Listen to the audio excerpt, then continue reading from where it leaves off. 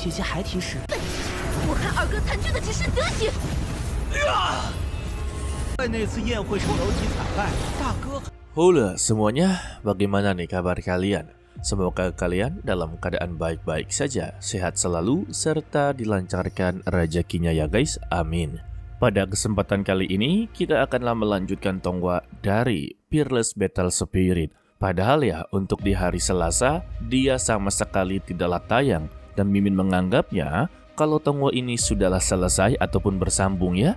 Namun ternyata untuk di hari Sabtu, dia benar-benar kembali guys. Ya mungkin studionya mencoba untuk libur sehari ya. Jadi kalau begitu langsung saja kita masuk ke dalam ceritanya. Sementara itu untuk pangeran kedua dengan Nona Miao, entah ini Xian Miao Miao atau berbeda orang. Namun, pangeran kedua sungguh berterima kasih atas perlindungan dia dalam perjalanan ini. Nona Miao membalasnya kalau dia hanya mengikuti perintah dari Master Menara. Jadi ya, ini juga sebagai tugasnya. Lalu pangeran kedua memberitahu kalau di depannya ini adalah pohon yang palinglah langka, sebab bisa menghasilkan buah jurang naga. Jika dia mengambilnya ataupun mengkonsumsinya, maka kemampuannya akanlah meningkat drastis. Alasan kalau buah jurang naga bisa dikatakan begitu hebat, karena ya untuk menghasilkan satu buah jurang naga saja membutuhkan waktu yang begitu sangatlah lama, sekitar 60 tahun sekali. Wadah, jadi dia meminta kepada Nona Miao untuklah mengambilnya, karena buah jurang naga juga mengandung energi kekaisaran. Lalu Nona Miao mencoba untuklah mengambilnya. Akan tetapi secara tiba-tiba dia mendapati serangan dari Yao Jin yang berasal dari kamp Harimau Putih. Bahkan buah jurang naganya diambil dan diberikan kepada pangeran kedua. Hal ini membuat Nona Miao sungguh begitu kebingungan. Sejak kapan mereka memutuskan bekerja sama? Sang pangeran kedua memberitahunya, meskipun 4 kekuatan besar dari benua timur adalah sekutu, tetapi Nona Miao yang berasal dari menara mistis terlalu misterius. Jadi semenjak kedatangannya, dia menjadi begitu sangatlah waspada. Alasan dia waspada ya, karena tiba-tiba nih orang datang untuk membantu pangeran yang tidak berdaya sepertinya. Maka dari itulah dia memiliki kecurigaan yang begitu besar. Lalu Nona Miao langsunglah diikat. Tidak lama dari itu terdengarlah suara dari pangeran ketujuh.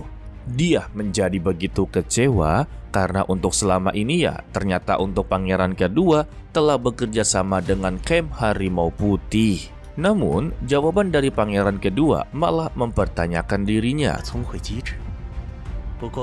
Dia cukuplah hebat bisa menemukan tempatnya dengan begitu cepat. Jika dia berhasil menemukan tempat ini, berarti dia telah menunjukkan kecerdasan serta kepintaran dia. Terlebih untuk pangeran ketujuh sebagai anak paling bontot, tidaklah sepintar dari kakak-kakaknya. Jadi untuk saat ini ya, apakah dia harus memanggilnya sebagai saudara ketujuh atau tuan putri tertua? Alasan pangeran kedua menyatakan hal seperti ini karena sebelum dunia rahasia Long Yuan benar-benar dimulai, bawahannya telah melaporkan kalau mereka menyaksikan pangeran ketujuh telah meninggal dunia karena racun.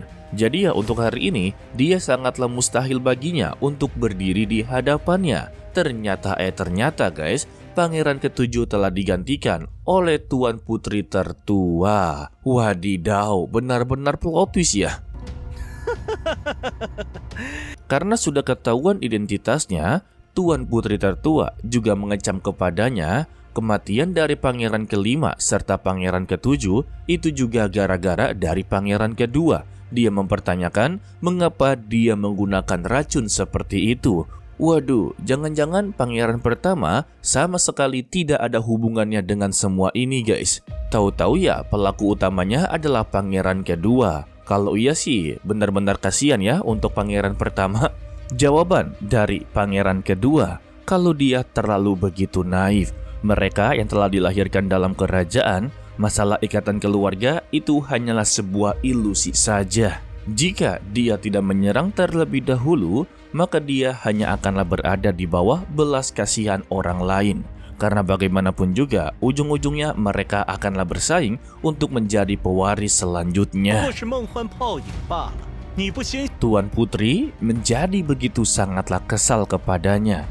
Jangan pernah berasumsi kalau semua orang sama kotornya seperti dia. Dan kita diceritakan bagaimana nasib dengan pangeran ketujuh. Memang benar kondisi dia sedanglah terkena racun. Bahkan beberapa tabib terhebat dari kerajaan tidak dapat menemukan sumber racunnya. Lantas untuk Kinan yang telah datang ke sana meminta izin untuklah memeriksa keadaan dari pangeran ketujuh. Setibanya di dalam ya, Kinan ataupun Duan King sama sekali tidaklah menemukan sumber racun tersebut. Bukan berarti kalau dia gagal. Namun ternyata pangeran ketujuh memang sengaja melakukan ini dan kondisi dia sebenarnya baik-baik saja. Lantas dia dipertanyakan alasan dia melakukan semua ini. Ternyata ya untuk pangeran ketujuh memang sengaja melakukan semua ini karena baginya sang tuan putri tertua cocok untuklah memasuki dunia rahasia Long Yuan. Sedangkan dia masihlah begitu muda dan dia adalah anak bontot, tidak perlu untuklah melakukan semua ini. Namun raut wajah dari pangeran ketujuh sepertinya menyimpan sesuatu. Jadi Kinan meminta kepada dia untuklah berkata jujur. 足见对姐姐的疼爱。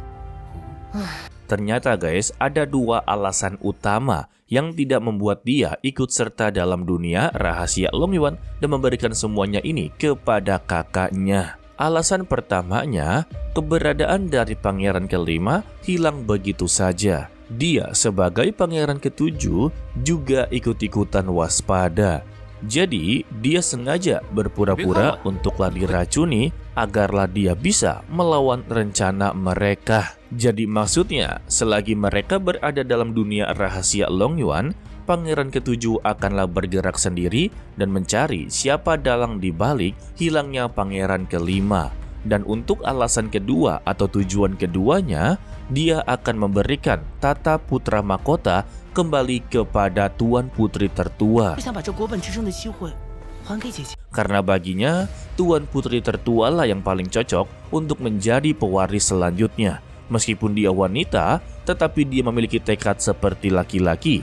Bahkan kemampuan bela dirinya melebihi dari seluruh pangeran yang berada di kerajaan. Ditambah, dia memiliki sikap yang begitu bijaksana, bisa menentukan keputusan dalam waktu yang begitu cepat. Bahkan sejak kecil, tuan putri tertua memang dilatih oleh ayahnya, layaknya sebagai pejuang.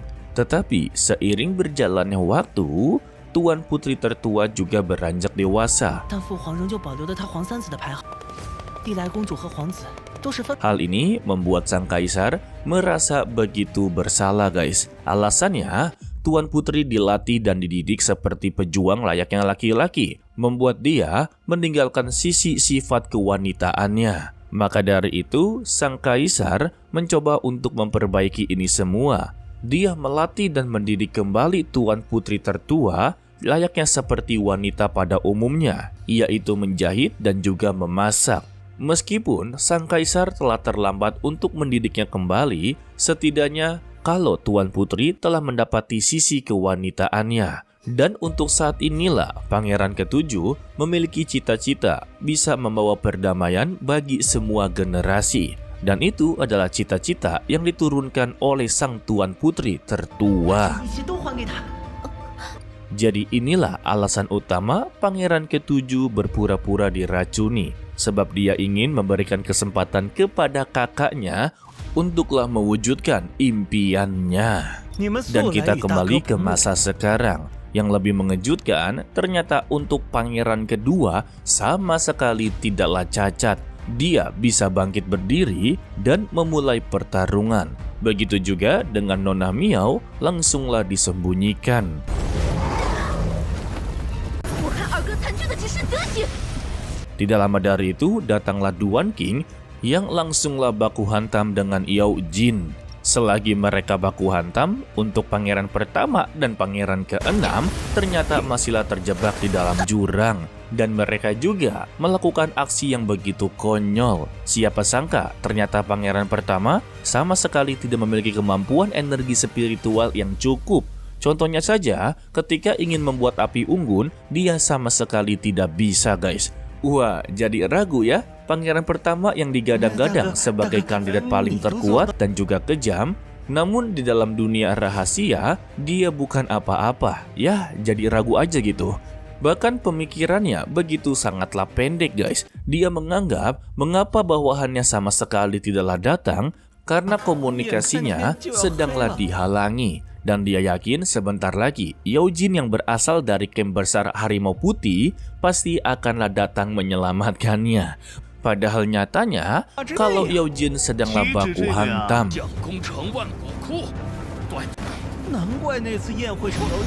Dia juga langsunglah menggunakan kemampuan penuhnya. Secara tiba-tiba kepalanya juga terlihat botak. Namun ini adalah kemampuannya juga guys. Dia berteriak Jenderal Duanjing kalau dia akanlah menjadi batu loncatannya dalam kenaikan tata kaisar baru. Wadidaw. Dan kita bersambung untuklah dilanjutkan part berikutnya di hari Selasa. Itu pun kalau dilanjutkan dalam studionya ya. Jadi untuk episode kali ini sebenarnya belum fix ataupun belum tepat apakah pangeran kedua dalang dibalik semua ini dan juga kejadian-kejadian sebelumnya. Namun jika diambil sudut pandang dalam cerita ini, kalau pangeran kedua juga sangatlah berpengaruh. Sedangkan untuk pangeran pertama ternyata hanya sebatas gertakan saja. Bahkan ya dia sama sekali tidak mengetahui kalau bawahannya telah mengkhianati dirinya. Karena untuk saat ini, Yaojin menjadi bawahan dari pangeran kedua. Ya sebenarnya pengen tahu, sebenarnya dalang dibalik semua ini, apakah pangeran pertama atau pangeran kedua guys? Oke lah, sepertinya cukup sampai di sini saja dulu untuklah video kali ini. Mimin ucapkan terima kasih kepada kalian yang telah menonton sampai akhir. Pesan dari Mimin, tetaplah menjadi orang yang baik, walaupun itu sangatlah sulit. To be continue, sampai jumpa di video berikutnya. Bye bye. 姐姐还提示，我看二哥残缺的只是德行。在那次宴会上楼梯惨败，